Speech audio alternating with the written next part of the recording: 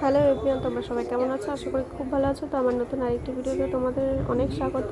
তো আজকে রেডি হয়ে চলে গেলাম রেজিস্ট্রি অফিসে। তো আমাদের বিয়ে হয়েছে অনেকদিন হয়েছে, তো করা হয়নি।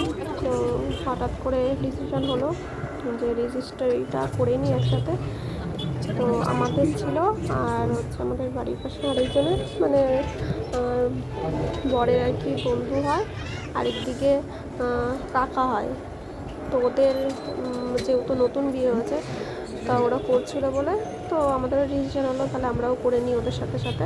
তো আর কি আজকে রেজিস্ট্রি অফিসের ফাইনাল ডেট ছিল। তো এখানে সবাই আর কি সইটা করে দিচ্ছে, আজকে সাক্ষী দিচ্ছে আর কি। তো আমাদের বাড়ি থেকে কেউ একটা সেরকম যায়নি, তো গেছিলো হচ্ছে আমার শাশুড়ি মা